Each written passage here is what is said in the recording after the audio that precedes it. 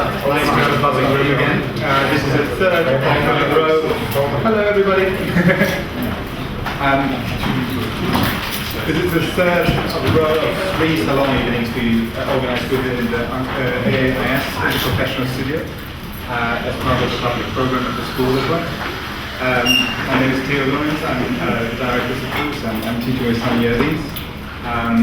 This course, which is new this year, and we just started in January, with the program itself, but actually was initiated already years ago to start being thought of by a group of people like Rash Ahmed and Saskia Lewis and Fred Steele and Mike Weinstock. We started forming this as part of the EU program, the cultural program. And so this is the first year where we actually brought together a bunch of 9 different people from different disciplines, which worked on real-life projects such as the Theatre Festival in Jena, with a building which was actually quite impossible to do, but it came together. At the same time, this exhibition and the salon. And this is actually the setting now where people should be together, as in traditional AA was quite a lot of importance. That you actually have a space of knowledge exchange where you sit down, discuss possibilities of work in a quite relaxed atmosphere. And I think we managed that quite well in the previous discussions.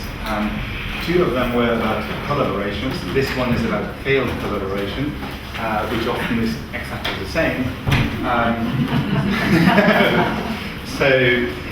Which we experience every day at the moment. So I think this should be quite a nice difference to all the other ones. And let's see if we have a great failure today. And tonight the moderation will be done by Catharine Patha, one of our participants in the studio. And I hope she managed to temper the failures.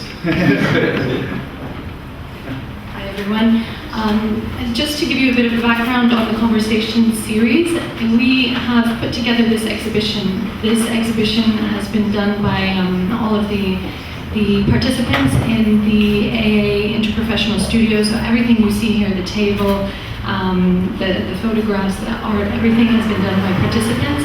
And the reason we came up with this was because we're all slightly different from most people at the AA. Only half of us are architects and the other half are people from different backgrounds, artists, product designers, curators.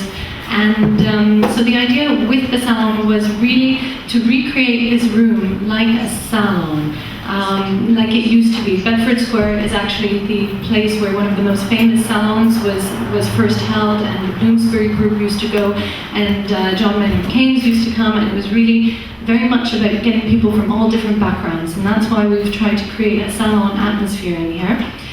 This evening, we really want to encourage everyone to participate, to ask questions. Don't feel shy. Feel free to open up the discussion to each other, to our guest speakers, and it should really be an informal atmosphere. So, to get on to our guest speakers here. So first of all, we have Mark Cousins on the far right, who I like to call the AA resident philosopher. Now, I did a little bit of background research on Mark to see a little bit of his history, and it was quite interesting. On Wikipedia, Mark is listed as a British intellectual, which I thought was absolutely amazing. I'd love to have that moniker one day. He's a cultural critic and architectural theorist. He's the Director of General Studies here at the AA and the Director of the MA Histories and Theories. He's also a visiting Professor of Architecture at Columbia University. He co-founded the London Consortium, and he's the co-author of, amongst many other books, a book on Michel Foucault.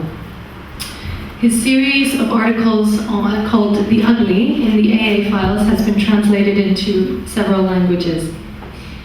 He's contributed to many other journals, including Harvard Design Magazine, October, and Economy and Society. On my near right here, we have Ulrich Obrist, who is a curator and art critic. He's co-director of exhibitions and programs and director of international projects at the Serpentine Gallery. He has curated over 150 exhibitions internationally since 1991, which I think would probably rank him as one of the busiest people on the planet. He curated Cities on the Move at the Hayward, the first Berlin Biennale, Uncertain States of America at the Serpentine Gallery fairly recently, the first Moscow Triennale, and the second Guangzhou Biennale in China, amongst many, many others. He's also famously one of the most prolific interviewers. He's interviewed probably hundreds of people by now, yeah? Including Rem Koolhaas, Daniel Beren, J.G. Ballard, and many, many other people. He has written a book called Unbuilt Roads, 107 Unrealized Projects, which we will be discussing this evening. And thank you both for coming, and I'll turn it over to Hans Ulrich now. Yeah, thank you very much. I don't know, shall I use this one or this one? Yeah. So many thanks, Catherine, for the invitation. And actually, that's sort of whole topic of tonight. I was thinking, it's a pity we can't discuss it here with Cedric Price, because in some kind of way, my sort of most fascinating discussion about failure was always with Cedric Price. He was always telling me, in some kind of way, I'm not coming from an architectural background, but from the art world, but in some kind of way, through making exhibitions, from the very beginning, because as a student I worked with Caspar Koenig, the great German curator, and that was my kind of first experience on the job. And Caspar has always sort of brought in architecture and exhibition. So whenever he did a big exhibition, he would work with an architect. For example, for his famous Westkunst exhibition, he would work with Oswald Matthias Olmos. He would work with the Viennese architect Hermann Czech from here out. And then Caspar and I did in '93 our first big show together again. This idea of architect having a display and working with architecture was at the forefront. So from the very outset, working with Koenig at the Städelschule, getting in touch with artists like Dan Graham or Vito Acconci, who are certainly among the people on the planet who know most about architecture, even if they're not within the architecture field, but mostly within the art field. Acconci then shifted. Graham is still in the art world. Acconci is no longer is an artist. So that became somehow my school for architecture. And then I little by little started to visit architects a bit, how I had done it in the art world before. I just visiting lots of artist studios. And there were kind of many encounters within the architecture world. But one of the key encounters was the encounter with Cedric Price. We were working on a show on Asian cities called Cities on the Move, which came here in London to the Hayward. And I went to see my friends Rita Ora and Richard Hamilton near Oxford, and was asking them whom they think in the UK for Asian architecture we should see as a connection. And both Richard and Rita immediately both pronounced the name of Cedric as incredibly urgent that I would meet Cedric Price, and they got their address book and rang Cedric and made the contact. And ever since, until his death, we saw each other with Cedric on a kind of a weekly basis, so one day every week, and did recording, so it's maybe 30 or 40 hours of recording. And failure was almost present in all of these conversations. For example, you have his incredible participation of what's his name?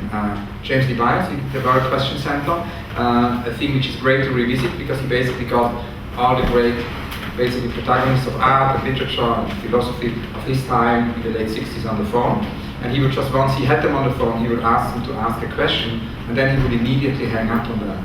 So I kind of know the man who organized the Dalai Lama for him, and it was a really big deal to get the Dalai Lama on the phone. And he's until today, completely traumatized and embarrassed because at the moment the Dalai Lama had asked James Levias his question, James Levias hang up on him. So in any case, he also brings Cedric Price, and Cedric Price's whole thing is about failure, and particularly about this idea of why, in sort of, as Cedric said, advanced and Western kind of, industrial opposite arts economies, it's so difficult to make kind of useful mistakes. And this sort of whole question, why it is so difficult in the West to make useful mistakes, obviously then got mirrored once I started to make my whole research in China. And one of the first architects I met in China was Man Xingyun, and his whole work is about this idea that actually, as he says, failure is a notion which is positive in China and in Chinese. That doesn't have a negative connotation, because it does have a positive connotation. Even further back, much more before I met Cedric, I had met the artist Alighiero Boetti, and a great art decorer and conceptual artist, and that was really kind of an epiphany, one could say. because it sort of freed up completely what curating could be, and started to make me thinking about exhibitions which invent new rules of the game. But one of the things which really Boetti taught me was this sort of whole idea that in the art world, when you're an artist and you work in the art world, you're always kind of invited to do the same thing. You're invited to do a gallery show, you're invited to do a museum show, sometimes you're invited to be in a biennale, once or twice in your life, maybe to be in a documenta. Then your galleries ring and they want some pieces for the art fair, and every now and then you do a 1%, which is, Kunst am Bau, I don't know how you call it in English, kind of public art, public art commissions. So that's a very limited roster of 5 possibilities, and Boetti was kind of saying, somehow he's got a whole backup catalog of all these other things which he really wanted to do in his life, which nobody ever could produce for him, which are projects which either too big to be realized or too small to be realized, or projects which just have a different format, which don't enter this kind of format. And I then asked him what somehow had been his biggest failed collaboration. And he said that in his 30-40 years trajectory, his biggest failure was that he always wanted to really collaborate with the airline, because he felt the airline is a museum for the 21st century, or at the time it was the late 20th century, it was in 87 that I met him. That all the airlines had always turned him down. It ended always positively, and once he saw the CEO of the airline then, and he only got as far in his incredible series of failed attempts to actually produce a Christmas present for Alitalia, which was a really good creation. It wasn't the kind of idea of his utopic exhibitions on our airplane. So for me, that was a kind of an epiphany, because I thought, he also told me you should not become a boring curator, which I was kind of 19, was a great lesson from artists that I ever waited to hear. And he basically said, you should all do all these projects which cannot happen within the parameters of society, and try to produce reality. So I thought, wow, I really should make this airplane project happen. And I couldn't really visit Boetti anymore until we make it happen, because I felt kind of embarrassed. So we then, in Vienna, with Museum in Progress, went to see Austrian Airlines, because it's the airline we had kind of the biggest connection to. We saw the CEO, and everybody got really enthusiastic. And they agreed that Boetti could exhibit on board of the airline, every month with a double page, so on this bulletin on board. But then he suddenly sent us a telegram. It was kind of pre-email and pre-SMS and pre-all kinds of other instant messaging systems. So he sent us a telegram from a hotel in Milan that he really wanted to go beyond the page, and he wanted to have little puzzles realized, which are the size of the little tables on the airplane. And he wanted to have hundreds of thousands of puzzles. And so it's this beautiful idea that each morning, all the airplanes of Austrian Airlines would carry these puzzles into the world. And then, in the evening they come back and they have to fill them up again, so that the next morning the airplane can again carry puzzles out there. And also throughout the year, the puzzle, it's basically a sky full of airplanes. And so at the beginning it was very easy, because you got like 50 airplanes and the blue sky, so you can easily redo the puzzle. But towards December, after 12 months, it was a completely monochronous sky with one tiny little airplane. So even on a long distance flight to Asia or wherever, 12-hour flight, you could no longer redo the puzzle, because it was completely abstract. And it could create a complete agony once it should actually reassure people on board in one of these flights. So to some extent, that was really the beginning of my investigation of unrealized projects. And projects are unrealized, for many different reasons. I thought, because we spoke about Boetti, maybe interesting to start here with his monument he wanted to do for agriculture, which was really an idea in '69, which was done for an agricultural exhibition actually in Verona, and that was really just his, partners of this agricultural fair, which remained unrealized. And it was very beautiful, because it's an incredible infinite column, alla Brancusi, with a tree on top. And Catharine realized kind of an homage to Boetti with this piece, which is famous piece you might know, is the cube with the tree on top. There's many of these unrealized projects. We cannot probably go through all of them. I mean, some of these projects, here for example, the collaboration with Stephen Hawking failed, because Dinos and Jake Chapman wanted him to be the oracle at Trafalgar. So that's a failed collaboration, because he wouldn't agree. Then there is also the projects which are, I spoke the other day to Doris Lessing here in London, and Doris was telling me that a lot of the projects are actually also the ones which one just doesn't dare to do. So that would be the kind of another category of the unrealized, which is somehow, she calls it self-censorship. So that the novels, for example, one wouldn't write, but also the artworks, one wouldn't do. Jimmy Darman's idea was basically to have an empty billboard, so a billboard which would be used. So it's a US high-rise size billboard structure built along some street or auto route. It would be complete with lights, but built at the structure to look at. That's to say, without a message, without text or images superimposed. So he says, I designed the piece for a project in Ireland, but there was not enough money to do it. So I mean, the whole idea of just, banal reason of not having any money is very often a reason for it being unrealized. So we have John Armleder, we have the bridge of Courcherin, basically a little boat, or the bridge in the sea, which remained unrealized. So many of these projects are also dreams, to some extent, they're kind of artist dream project. That's another, failed collaboration. We can say, because Catharine was saying I should pick out from this, incredible backup catalog, because there are so many different reasons why it's something. But Catharine was saying I should particularly focus on the kind of failed collaborative notion. And I mean, it's obviously true for all of these projects, because they just, are unrealized because the partnership somehow fell apart.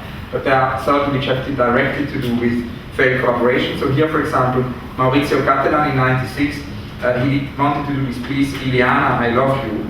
It was for a gallery called Stefano Basilico, and many people knew at that time Basilico for his gallery, but they also knew that he was for 10 years the collaborator of the legendary gallerist Iliana Sonnabend. So he wanted to actually make a piece on this collaboration by actually having Stefano Basilico on Iliana in the exhibition. That, for obvious reasons, also remain realized. Then here we have the sensor project of Nancy Spiro. She wanted to do a project for Times Square. It was a project called Messages to the Public, where the artist would be given a 30-second time slot after each 30 minutes of advertising on the spectacular advertising wall of Times Square. Here to quote her, she said, I decided since I had the chance to go really public to get out a pro-choice message.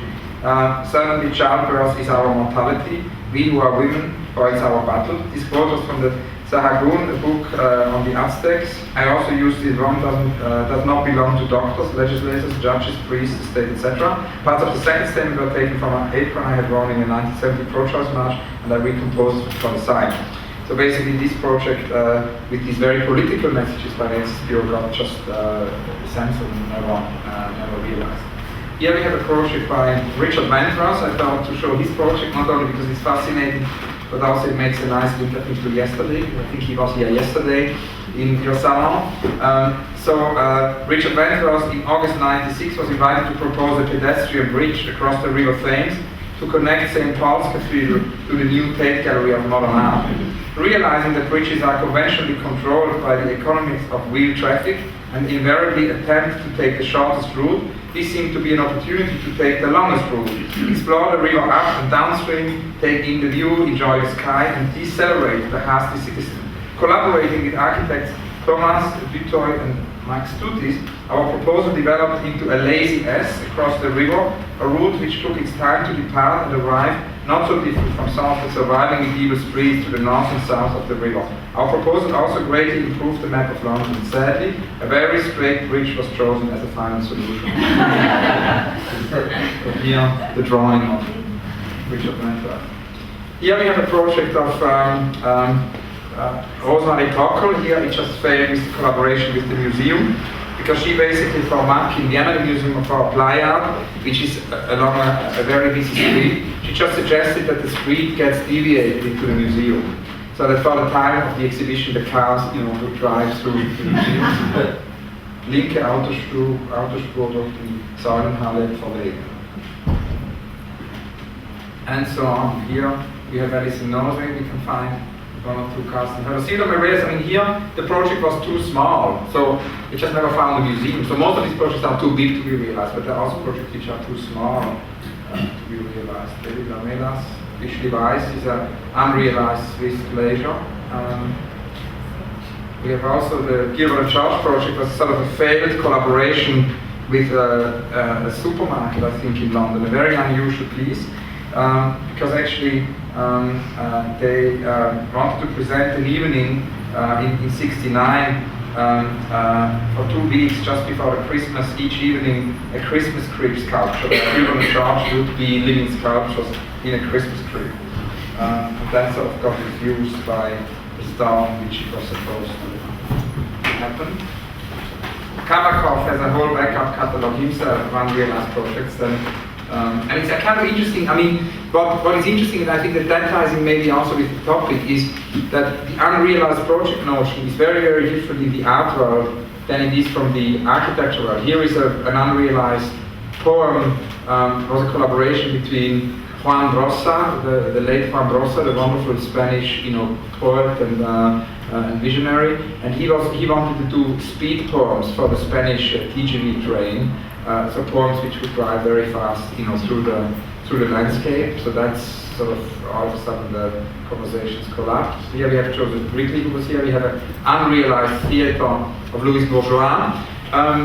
Sort of an amphitheater she wanted to do. And that leads actually to what I wanted to mention, maybe one of the last things to mention in relation to that, which is, it's extremely astonishing that even such well-known artists like Louis Bourgeois, where every single drawing, every single sketch they've ever done is published, we have no clue what are their unrealized projects. And that is a major difference between the art world and the architecture world, because in the architecture world, unrealized projects very early on in an architect's trajectory get published, and they're actually very often a vehicle or a tool to produce reality. And very often the world thinks such projects are unrealizable, and then 10 or 20 years later they actually get realized. It happens so much in architectural history. But in the art world, it's not something which is explicit, but I think it's kind of implicit. It's not necessarily conscious, but it's just sort of written in the field for a long time, so that it happens maybe non-consciously. There seems to be kind of an embarrassment or just an inhibition to talk about unrealized projects and about failures, which is actually why these projects are completely unpublished. And we were very astonished at the time, in the 90s, that there was just no book on all these projects, and there was no literature. And to some extent, we felt it's kind of interesting to make all of this work accessible, and not only to kind of say, they're existing, but also to maybe produce reality and make them happen. So even like this project of Louis Bourgeois is very little known, and now it's maybe being published a little bit more, but at that time it was completely unpublished. So that strange thing of the unrealized being somehow a zone in the art world which is not discussed. I think that might be a perfect place to maybe ask Mark to come in on the conversation. There's a number of things that you've probably picked up on there on the art and architecture, and also I was thinking very importantly what you had said about Doris Lessing. This is something that we were just talking about with Mark about the collaboration with the self, and possibly what Doris Lessing was saying about the number of unfinished projects that one stops oneself from doing. Well, I think, in a sense, we're to discuss the problem of failure of collaboration. And I think before one can kind of, in a way, speak of that, one has to, it's not very amiable to say it in a school, but there are like two things which are important, which are very painful for like individuals, but unbelievably important for the culture. Culture, as Hegel recognizes, is driven by failure. He says at one point, culture is nothing else than the kind of endless trashing and criticism of other projects, to the point where they become failed. It's not so much in history that people think, oh, well, they did that before, let's do something else now. It's that it's failed. And so one has to take seriously that for culture to exist, it depends centrally on failure. On some perceived failure, on failure as motivating someone else to do something else. The second one is even harder for individuals to kind of take on board. Culture depends, although this is very difficult to speak like at the level of an individual, on betrayal. There is no more socially functional, no more socially useful activity than betrayal every day. we're brought up to think that in a sense, culture, values, at a sociological level, are all dependent on loyalty. Actually, it depends on betrayal. One has always to express an unconscious aggression against what's been done in order to keep it going. So let's start by thinking that failure and betrayal are the sort of fundamental creative conditions of culture, while they might be a total tragedy at the level of an individual. What is true of the order of culture is not true of the order of the individual.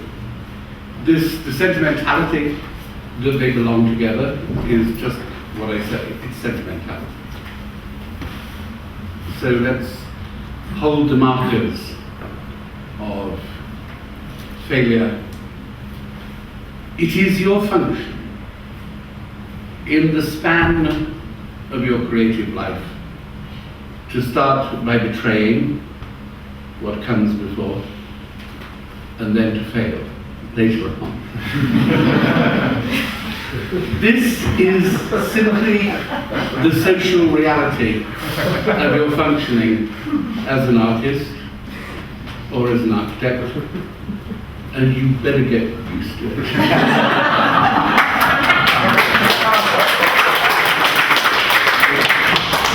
Now the second thing, since we also here speak of collaboration, I find it very difficult to talk about collaboration. I loathe collaboration. So much so that I can hardly collaborate with myself. And let us imagine that the problem of collaboration is not simply some silly sociological thing, can you collaborate with someone else? Before you could even approach collaboration with someone else, I guess you'd need to be able to collaborate with yourself. Take, for example, the problem of a student here.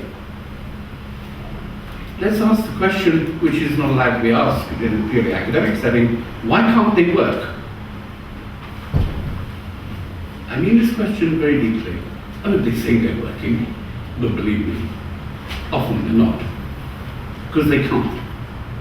And they feel they can't say this to anyone. There's no one in an academic institution you go to and say, I don't know, I mean, I just can't collaborate with myself. I start doing one thing in the evening. You know, at 11 o'clock I look at the drawings, they just look stupid. Everything looks stupid. I get up in the morning and say, well, it's not so bad. I'm going to present it, you know. And then how do you present it? And then, you know, they get up for a jury or something, and they start talking total nonsense. They know they're talking nonsense. They wish they could collaborate with themselves. They wish they could say it. But as yet, they can't deal with those parts of them which suddenly interrupt them. They can't deal with that part that pours scorn on what they do. They can't deal with that point by saying, no point presenting that, it's been presented years ago. Why can't you do something better? I'm not here criticizing anybody. I'm saying, first of all, before we talk about collaboration, we should talk about the difficulty that an individual. This perhaps allows us to distinguish between something like a project or a work, where we have to imagine that the work should show a singularity. A work, in one way or another, possesses a singularity. It doesn't matter whether it's been put together by one person or by 10 people, but it has a singular form.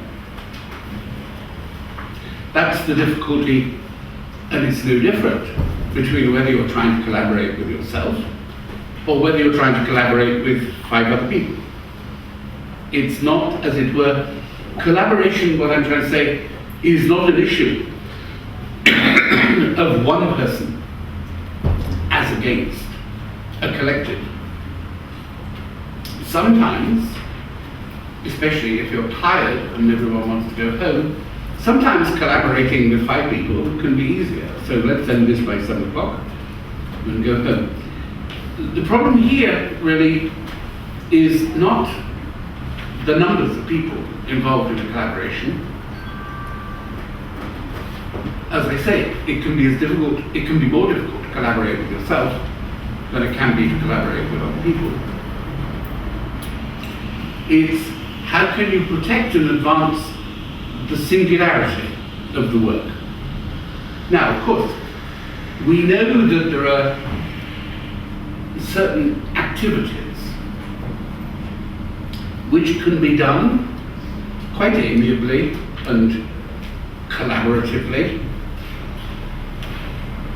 I suppose an example of collaborative work would be Wikipedia.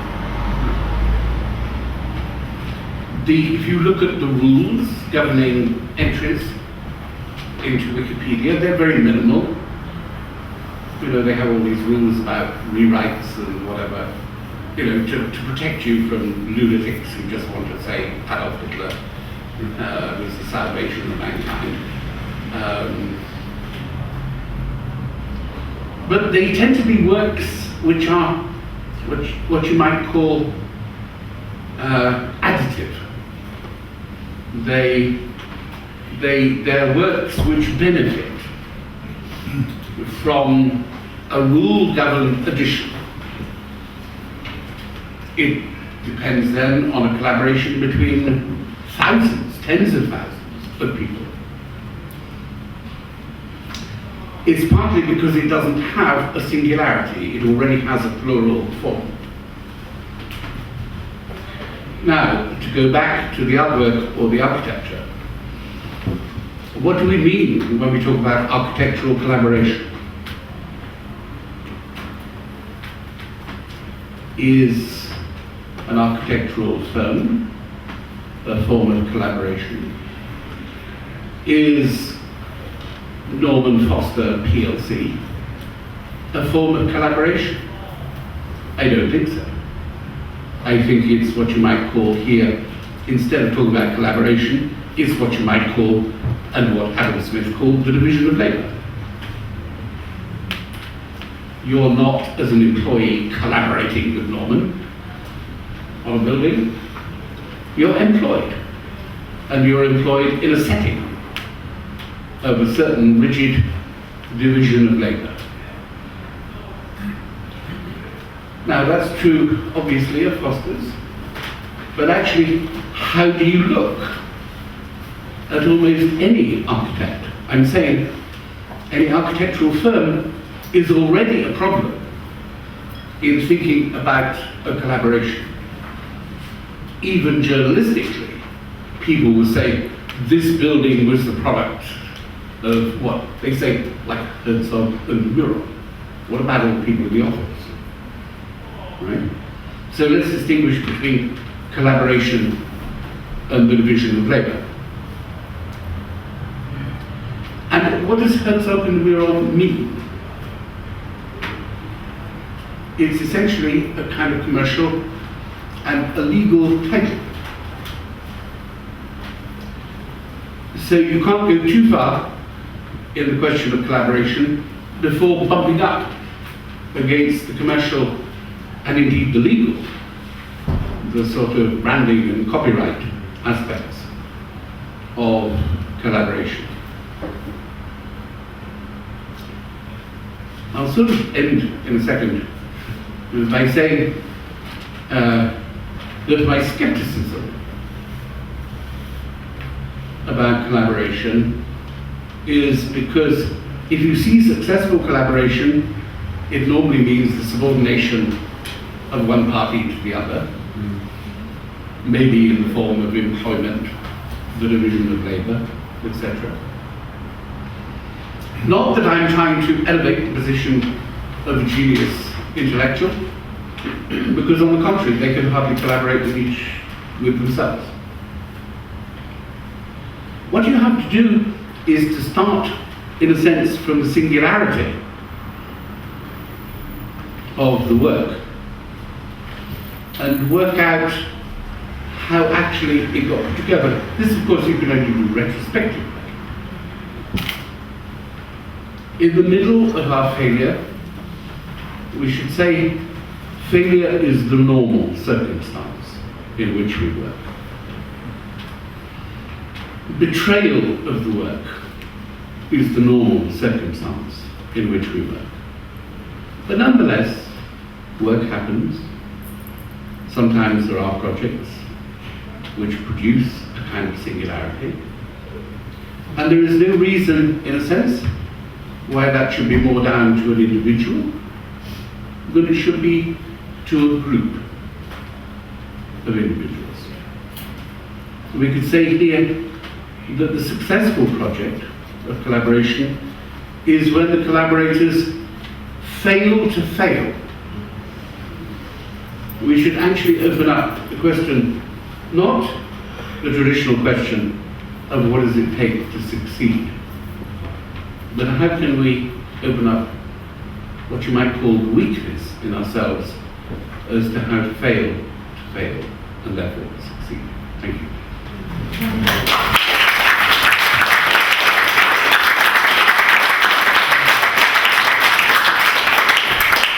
I wanted to open up the discussion to Hans Ulrich, who I see has been scribbling furiously. So I'm sure you have many, many things to say about this. Please go ahead.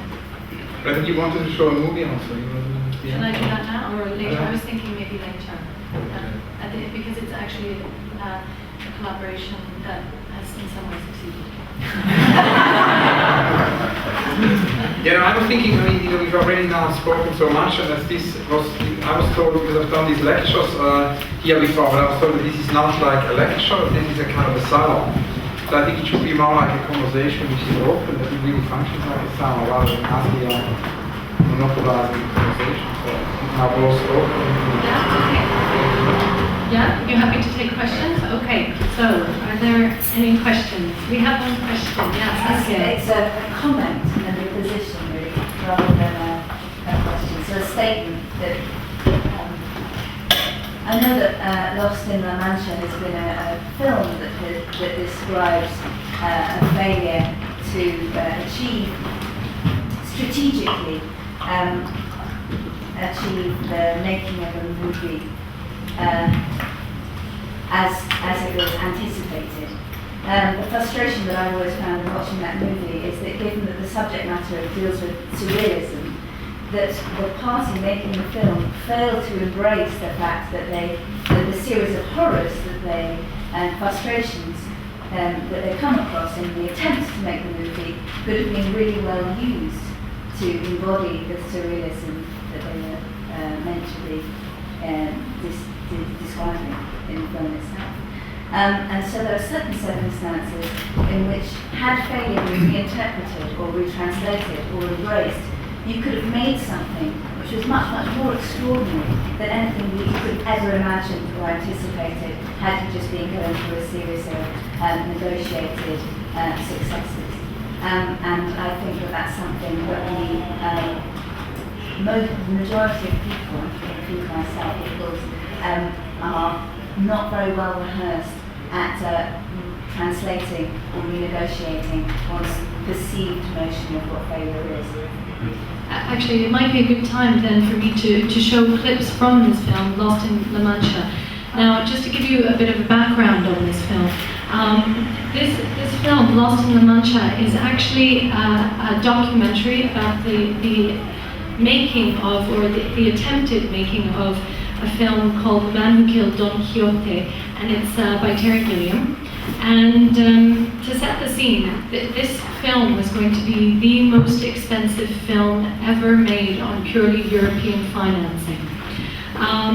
It had Johnny Depp in it, it had Vanessa Paradis, Jean Rochefort, and And already starting with that, this film had real difficulties getting actors together in the same place.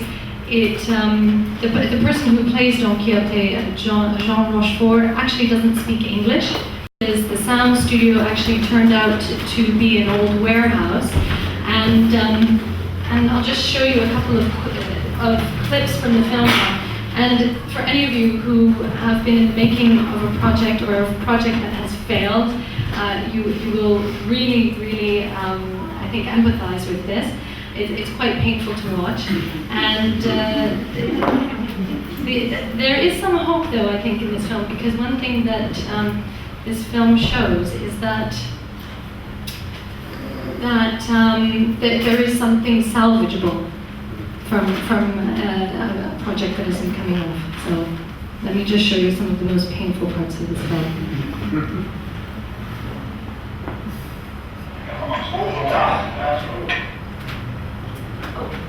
Gillian and Phil Patterson decide to move on to another part of the scene. This is the first day of filming.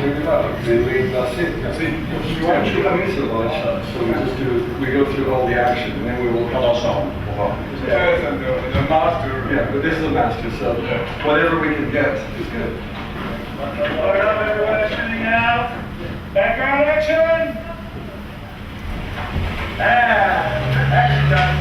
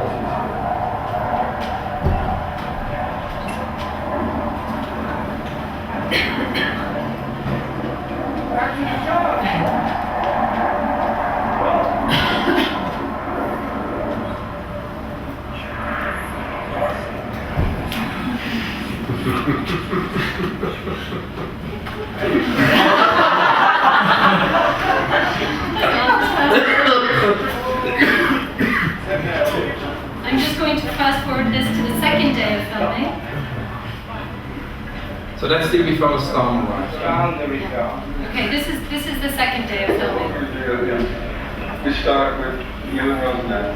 Yes. Two sides, one like this and one like that. Yes. So Joel, you will just be off camera, so we don't have to worry about the other horse. Yes.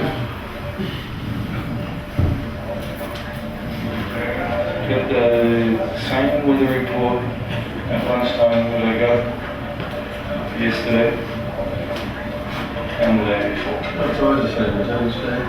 That's good. It's consistent with what we're doing then.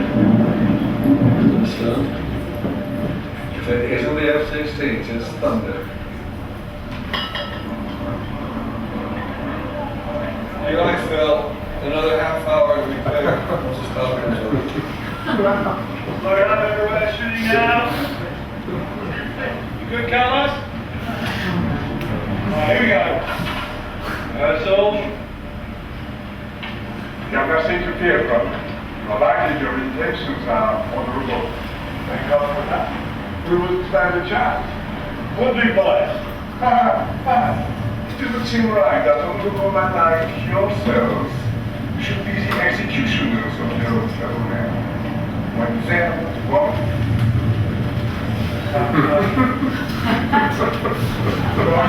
Here's my profession and no charge. Thank these men my protection. Yield to heaven's command. Ladies and gentlemen, just listen up for a second. I suspect there's a large bunch of lightning and a storm about to hit us. What I'd like everybody to do right now is to make all of you completely safe. Cover up. We're going to wait for this lightning to pass, see what the weather on the other side of the front is, whether or not we can reconstitute. But at the moment, what I need everybody to do is to make safe and get under cover.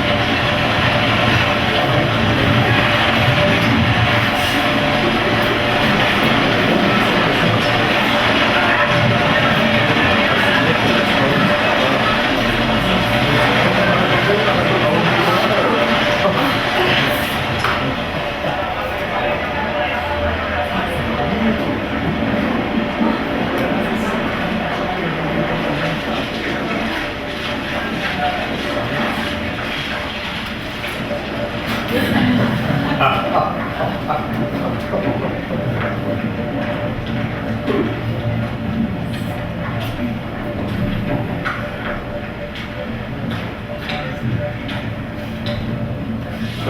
don't know what we've got on this. How much time we get to change all this. It's really clear. No idea it's going to take a day. No idea. Yeah. I can't really change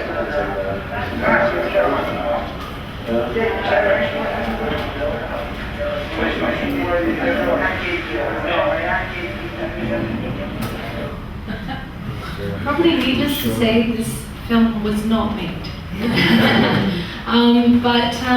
This brings up something that Mark and I were discussing in our discussions about this, that Mark said that all collaborations are failures, it's just that some can be salvaged.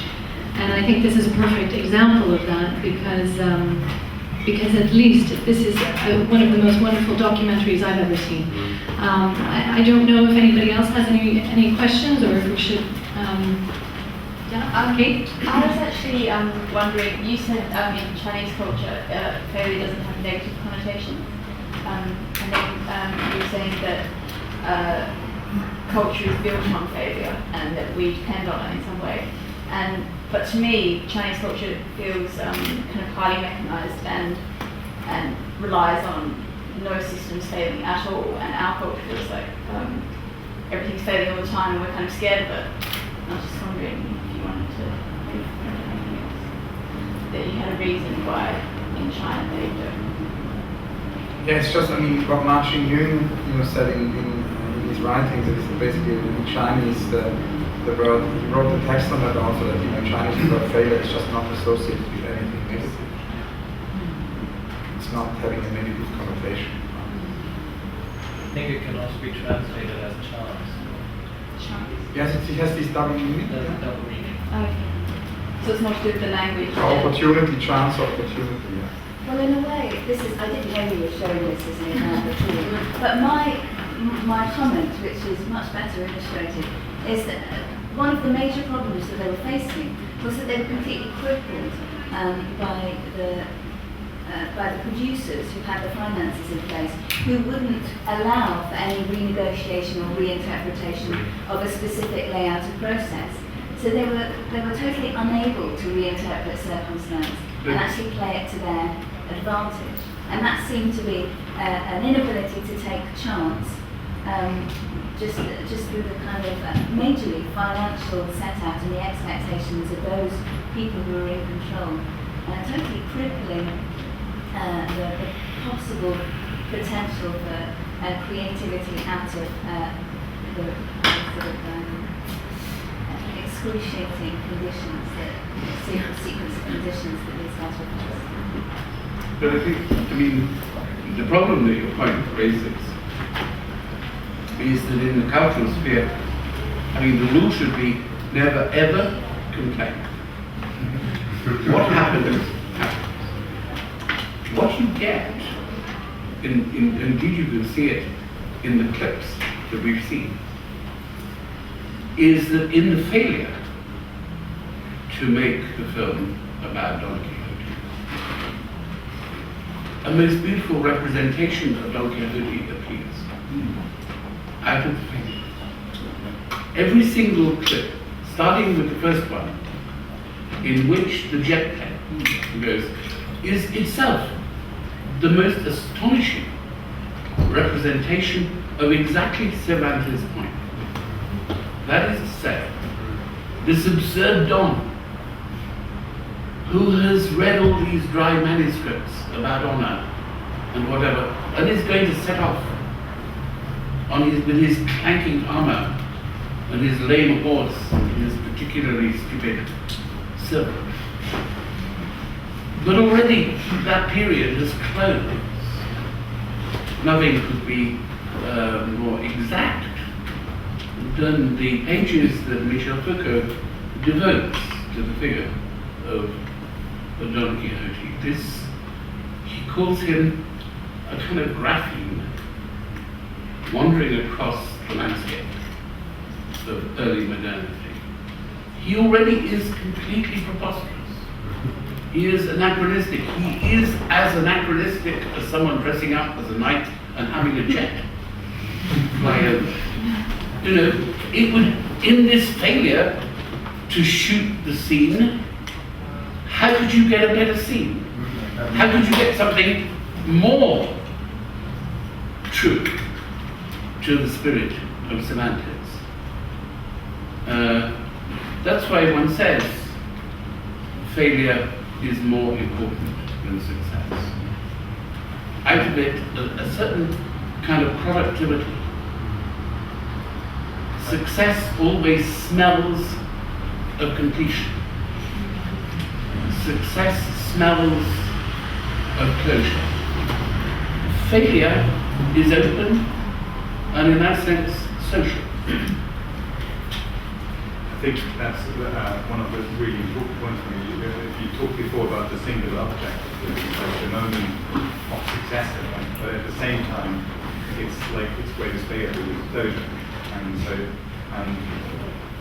the interesting thing for me is the give and take between those 2 points. And like, usually, they seem to be seen to have a success, are the ones which will fail eventually, quite dramatically, and so on and forth. And probably because of the success of the failure movie, the real movie might appear again, and so on. It is the real movie. Yeah, you know, like kind of the originally planned movie, but probably won't be at all like they planned originally. And so there will be this back and forth, and probably then people say, oh, but actually the failed one was way better.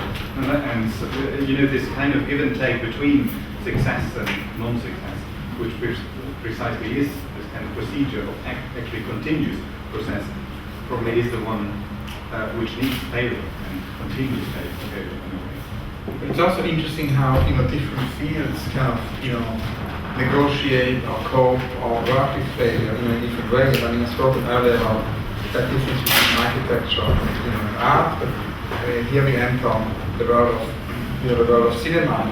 And some kind of idea, it's really interesting that actually these extraordinary failures in cinema very often get more mythical and more legendary than anything else. I mean, we have obviously the famous example we see here, but we could also, you know, one could spend hours and hours to talk about the failures of Alejandro Jodorowsky in cinema, which are extraordinary, beautiful, and have actually, you know, inspired generations of people. And he's you know, unrealized movies. And during my years in Paris, I saw Jodorowsky quite a lot. And I mean, the whole way how, in some kind of way, the failures, I mean, in his idea, the failures of big ideas are maybe more kind of impressive than successes of his little ideas. And so for that kind of reason, you know, he very much, you know, talked about the production of reality. These sort of failed movies did. And so the way that again stands in complete opposite, for example, to my own field, which is the world of art, where, you know, we don't have documentaries on, you know, the kind of failed projects of